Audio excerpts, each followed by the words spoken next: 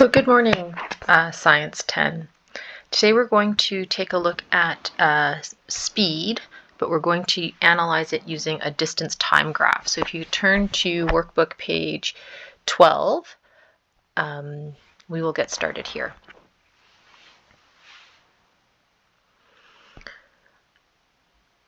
Okay, so when we take a look at distance time graphs, what we do is we graph our distance on the y-axis, and we take a look at time on the x-axis. And so if we take a look at the slope of this line, we can actually determine the average speed. So if you remember, what's the formula for slope? So when you're looking at a line on a graph, if I wanted to figure out the slope of my graph, I would look at the change in my y, which in this case is distance, and I would then divide it by the change in my x, which in this case is time. So now if I was to write this out and replace the change in y and the change in x, so change in y now becomes change in distance, and my change in x becomes the change in time. We've seen this formula before. If you take a look on your data sheet, you will see that this is the formula for speed, v. So you can find average speed by finding the slope of a distance time graph. Okay, so for example then, we could then calculate the speed of this object by just looking at, by pulling values off of our graph. So our slope,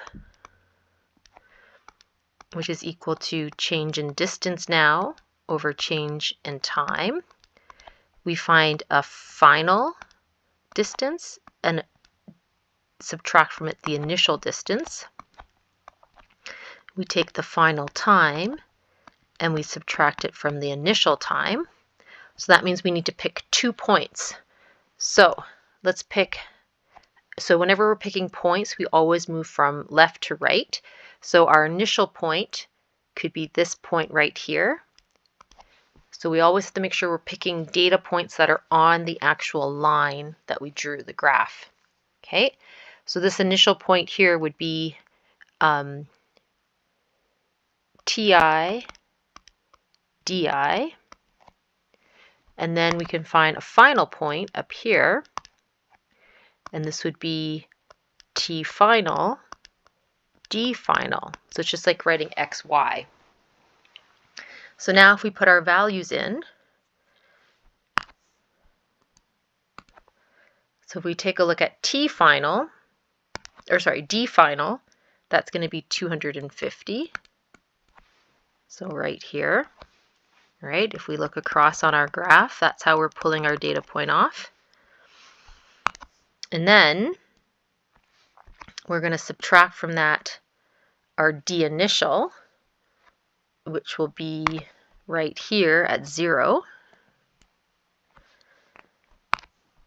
And then to solve for the change in time, we're going to get our t final by going down here to 10. And we are then going to subtract from that our I final, which is also 0. So now if you take 250 minus 0, divide it 10 minus 0, so 250 divided by 10, you will get a slope of 25. And then we got to think units. So remember speed, if we look at our units, this is why it's important to include your units on your graph. Time is in seconds, distance is in meters. So we would now have a unit of meters per second, which is speed. So your slope is really your speed. So there are some rules that we have to follow when we are plotting these distance time graphs, and I've got a list of them here down below. So But next week we're going to be doing a lab, and you guys are going to be graphing your own graph, so you need to make sure that you follow these rules. So when you're plotting a distance time graph, we want to label both the vertical and the horizontal axes with titles in units. So it's very important that you tell me what measurement is on that axis and what are the units for it. Then you're going to give an appropriate title to the graph. So a really simple title is just up here, distance time graph. That's really simple. It just tells you what you're describing. You're going to make a scale so that you want to make it as big as possible. So normally when we make a graph, we want to have graphs at least half the page. So we don't want little tiny graphs. We want a graph that's going to be at least half the page to full page if you can. You have to plot each point, and then we're going to draw what we call a line of best fit. And so this might be new to you, but when we draw a line of best fit, it's not a connect the dots. We're looking for the type of relationship that we see between our two measurements, so distance and time. So what we're going to look at today are linear relationships. So they're going to be straight lines. So we don't connect the dots, but we are going to line up our ruler so we can hit as many of the data points as possible. Okay, so just remember here, do not connect the dots. And I'll show you what that means in a second here. So we're going to do one together, and then I'll give you a chance to practice one on your own. Okay, so let's take a look at example number 6. The data in the table below was collected for an object traveling at uniform speed. Create a distance time graph. So they're telling us they want us to make a distance time graph. So our first step is to label both the vertical and horizontal axes. So whenever we label a graph, the manipulated variable will always go on the right, on the x, and the responding variable always goes on the y. So when we have a table of values, the manipulated variable is usually in the first column. So in this case, time is manipulated. So that's the one that we control. So we're going to put time on the x, and we're going to include the units, which are seconds. Okay, distance is in the second column, so that's going to be the responding variable.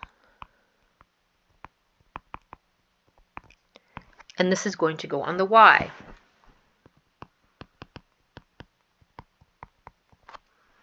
And the units are meters. Okay, then we're going to give a title for it. So we're just going to take it, and we usually go y versus x. So this is going to be our distance time graph. If you want to come up with something fancier, you definitely can. So let's say if we were measuring the speed of a motorcycle or a rocket ship or something, you could add that into the title if you wanted to. Then what we're going to do is we now have to scale our axes. So each increment on the graph has to be equal for along the x, and then we do the same idea along the y. So the way we go about doing that is we take a look at the values that we have for time. So if you look here at time, our lowest value is 0 and our highest value is 5. So if I count my boxes across the x, I have 1, 2, 3, 4, 5, 6, 7, 8, 9, 10. If I take 10 and divide it by 5, every 2 box could be 1. So I'm going to now write in my time increments. So I have to include my 0 seconds, and then I'm going to count every 2 boxes as being 1 second. So I'm going to write in 1.0, skip a box, then 2.0, skip a box, and I'm going to keep following that pattern.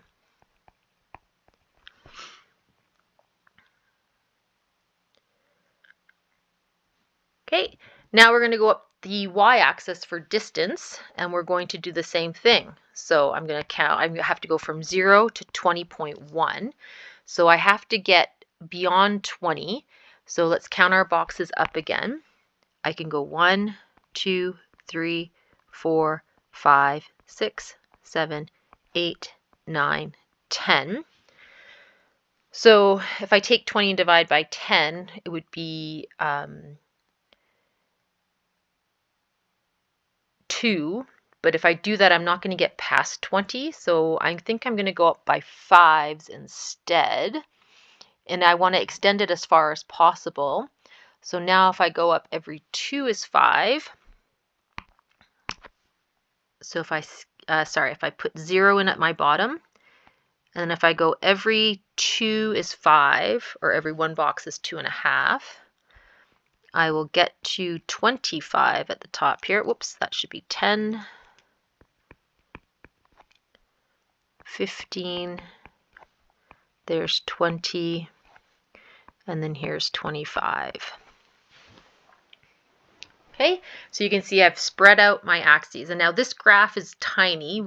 If we're doing this for a lab, we want this graph to be at least half the size of this piece of paper. Okay, but just for saving paper, it's a little bit smaller for us today. Okay, then what we're going to do, step number 4, is we're going to plot each point. So I'm going to take each of my points. So if I look at my first row here, here's my first set of points. My first data point is 0, 0. So I'm just going to put a little dot there, and we'll do these in orange so we can see them. So there's my first data point, 0, 0. Then if I take a look at my second data point, time is 1, distance is 3.9. So here's 1. I'm going to go up to 2.5, and then I need to get just past 4. So probably somewhere about there is about 4. Then at 2 seconds, I'm at 8.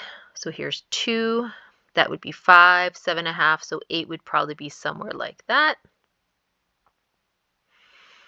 And then if I go to 3, I'm going to 12. So that's 3 here, 2 and 2.5. So I got to go just a little bit below the halfway mark. At 4 seconds, I'm at 16. So again, I'm going to be just above the 15 there. And then at 5 seconds, I'm at 21. So just above the 20. Okay, so now you can see my data points. Now what I'm going to do is I'm going to draw a line of best fit. So when I draw this line of best fit, I want to make sure that I hit as many data points as possible, and but I'm not necessarily going to connect all the lines. So when you look at this, we see a linear relationship. I can see a straight line. So I'm going to take my ruler, and I'm going to put it over top of my data points, and I'm going to try and line it up so I hit as many data points as possible. And then I'm going to try and divide them as best I can between data points that are going to fall above and below. So let me just set up my ruler here. And again, this is all trial and error. And so when you first start, it might not be pretty, but eventually you'll get better at it. It's a skill you kind of have to learn.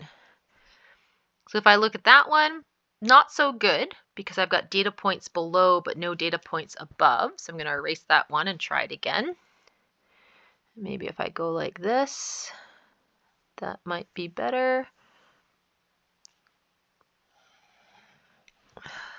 Nope, not any better. So I need to come down just a little bit. I think if I go like that, yeah, so that looks like a better line. So you can see I'm hitting as many data points as I can.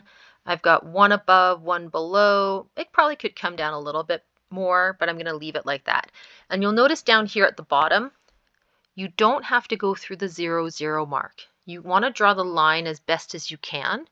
And again, as long as everyone's going to draw a slightly different line, but as long as you can show me a nice straight line on your graph, then I'm going to mark it based on how you draw your line.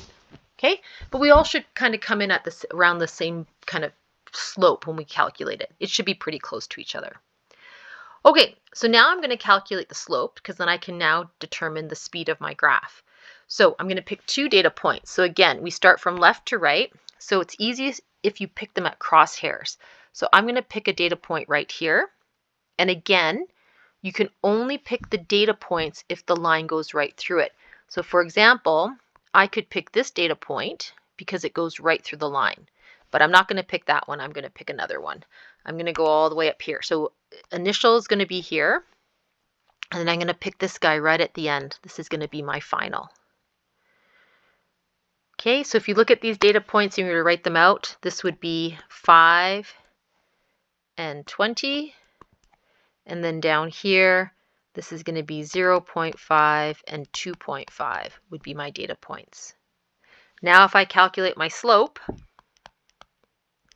I'm going to write change in distance over change in time because it's not an x-y axis now. I've given the x and y different names to them. Then I'm going to go df minus di all over tf minus ti. And now I'm going to plug in my data points. So df is 20, di is 2.5. I'm now going to divide that by tf, which is 5, minus 0.5. And again, you can think units. This is meters on top, seconds on the bottom. So now when I do this calculation, so get out your calculator. Now remember, you're picking different data points than me, so your numbers might be slightly different. If I go 20 minus 2.5 is 17.5. And I'm going to divide it by 5 minus 0.5 is 4.5. So 17.5 divided by 4.5, whoops. I'm going to get 3.88 repeating pretty much. Let me just check this out.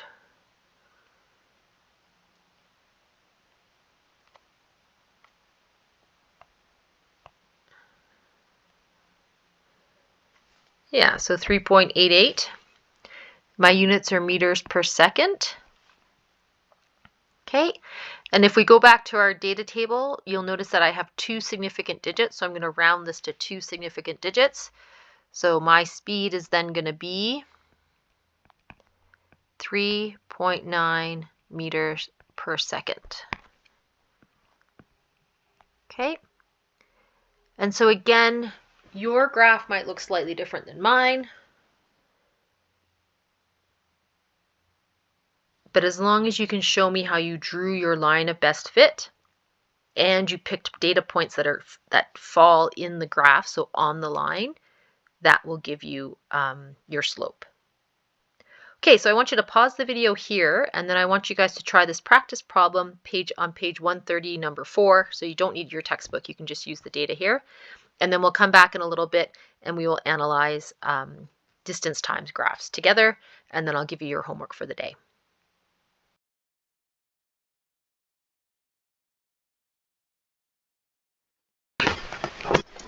Okay, so we're back now, and you can see for practice problem number 4 on page 130,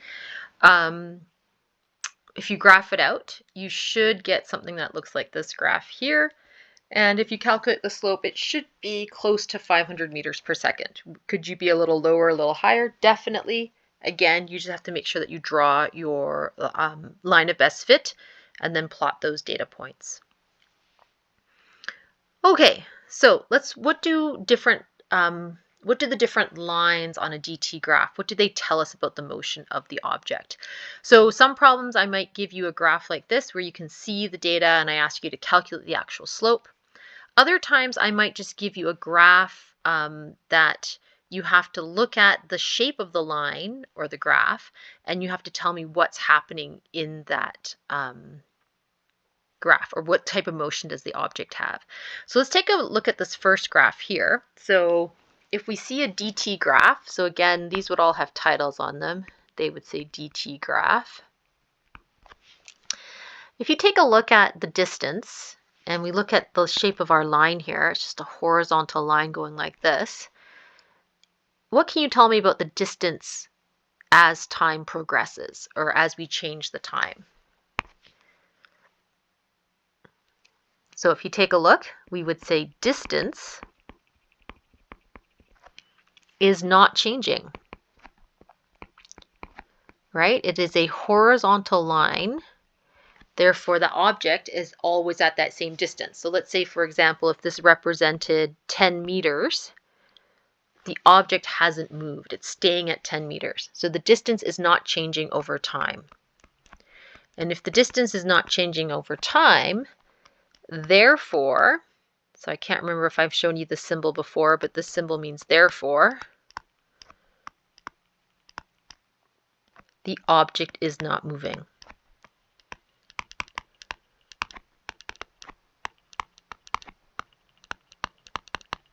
So we can say it's not moving.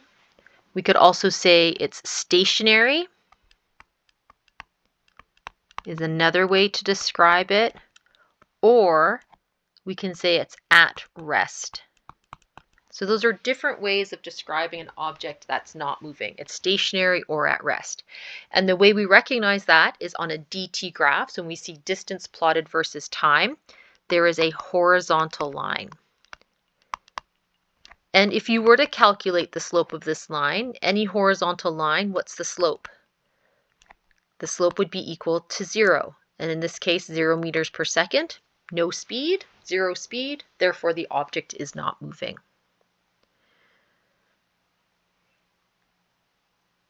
Okay, let's take a look at our next graph here. Now we have a straight line with positive slope to it. So now take a look.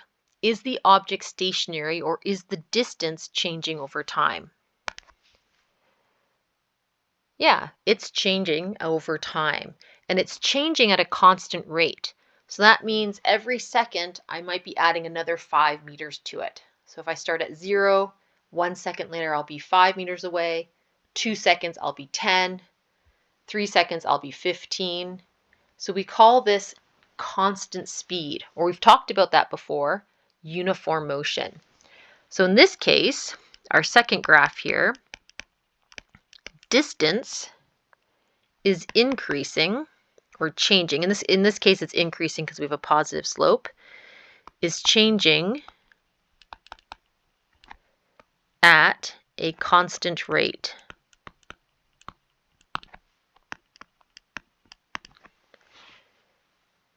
Okay. Therefore, the object has constant speed.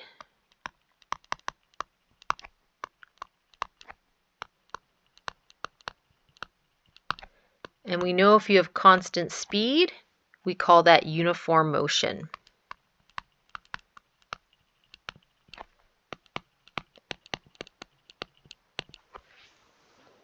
So in this case, it's increasing because we have a positive slope, but I could also draw the same thing here if this was D and T, and I could draw a negative slope. That means I would be decreasing, right? Okay, so this is when we have a straight line with slope, and it could be positive or negative. That's going to equal uniform motion.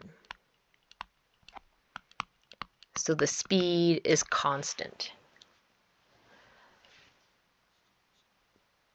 Okay, the next thing we could look at is comparing two different, we could compare two different objects on the same graph. So if I have object here A with the dashed line and B is with the solid line, they both have straight lines with slopes. So they're both traveling with uniform motion or constant speed. So object A and B are both traveling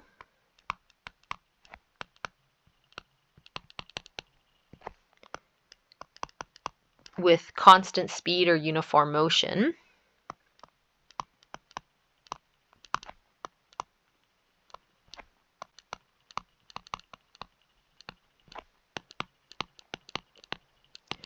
But if we had to compare the speeds to each other, who is traveling faster and how do you know?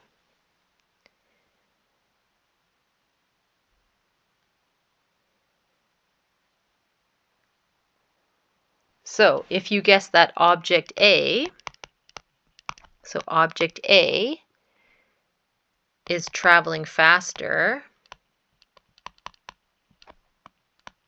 So object A is traveling faster than object B. You are correct. And how do we know? A has a steeper slope than B. A has a steeper slope, therefore a faster speed than B. So if we calculated the slope of each of those lines, the steeper the slope, the faster the speed, the higher the speed. Okay, so that covers our lesson for today. So what I'm going to have you guys do now is we have our next page here, example number 7. I'd like you guys to give that a try, and then we can go over the answers tomorrow. And as well, I'm going to have you guys do B1.1, check and reflect, on page 135, numbers 1, 2, 5, 7 to 12, 16, and 18. So you have a lot of time left in class now. You should get that done. And then tomorrow we'll cover plotting speed time graphs.